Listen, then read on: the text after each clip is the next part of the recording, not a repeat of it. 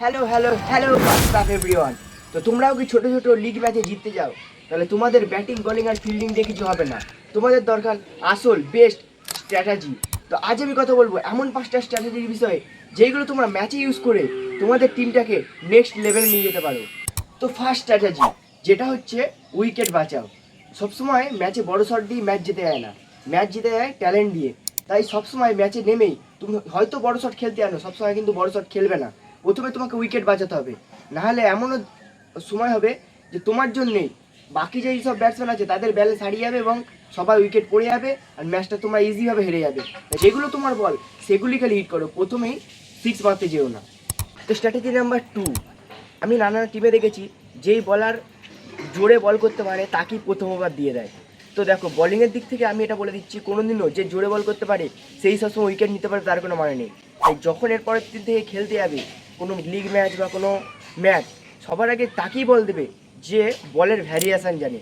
কারণ কি, যে বলের ভ্যারিয়েশান জানে সে ব্যাটসম্যানকে প্রথম যদি 6 খায় দ্বিতীয় বলটা সে এমন জায়গায় করবে যেন ব্যাটসম্যান মারতে পারে না। তো দেখো তৃতীয় স্ট্র্যাটেজি হচ্ছে পরের যেই ব্যাটসম্যান আছে সেই ব্যাটসম্যানকে অ্যানালাইজ করা। তো দেখবে তুমি অবশ্যই এটা 100% হবে যে অন্য টিমের যখন দুজনা ব্যাটসম্যান নামবে তখন তাদের মধ্যে একজনাও দেখবে যে এদিক ওদিক শট খেলছে না বেশি, সে একদিকেই শট খেলছে। তো তাকে দেখে তোমাকে সেই রকম ফিল্ডিং সাজাতে হবে। তো থার্ড স্ট্র্যাটেজি হচ্ছে ফিল্ডিং সাজানো। তো তোমাদের হয়তো এমন এমন আছে দিন আছে যে তোমরা আগে থেকেই যে আমাদের ফিল্ডিং এইরকম জায়গায় থাকবে আর এইভাবে হবে, এটা কিন্তু কোনোদিনও সম্ভব না। ব্যাটারকে দেখে সবসময় ফিল্ডিং নিজের মতো সাজাতে হবে, তাহলেই তোমরা ইন্টেলিজেন্টের সাথে খেলবে। কারণ কি, কোনোদিনও স্ট্র্যাটেজি ছাড়া ম্যাচ জেতা যায় না।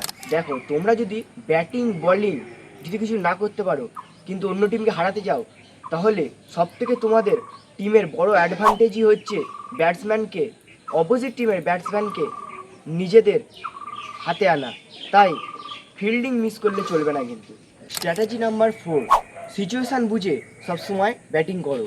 যদি বিরাট কোহলি আজকে প্রথম থেকে এসে সিক্স মারতো তাহলে সে আজকে আর কিং কোহলির নাম হতো না, চেস মাস্টার তার নাম হতো না।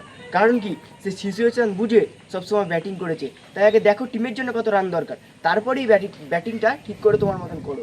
আগে তুমি ভেবে নাও তুমি কি করবে। আগে ম্যাচে প্রেসার আসতেই পারে, তার জন্য নার্ভাস হলে হবে না। তার আগে যে বলটা মিটে গেছে বা তুমি আগে যে ব্যাটটা করে ফেলেছো সেটা পাস্ট, এখন যেটা করবে সেটা প্রেজেন্ট। তাই এখন যেটা করছো সেটা মন দিয়ে করো, তাহলেই ম্যাচ জিততে পারবে। তাই আগে তোমরা যে স্ট্র্যাটেজি ফলো করছো সেটা করতে থাকো। আর ব্যাটিং বলিং নো নার্ভাস, কিচ্ছু নার্ভাস হওয়ার দরকার নেই, খেলো। আর যদি এমনই টিপস চাই চ্যানেলটাকে লাইক করো, কমেন্ট করো, সাবস্ক্রাইব করো, যাতে এরকম নতুন নতুন ভিডিও সবার আগে তোমাদেরকে দিতে পারি। আর হ্যাঁ, ভিডিওটা বন্ধুদেরকে শেয়ার করতে কিন্তু ভুলবে না।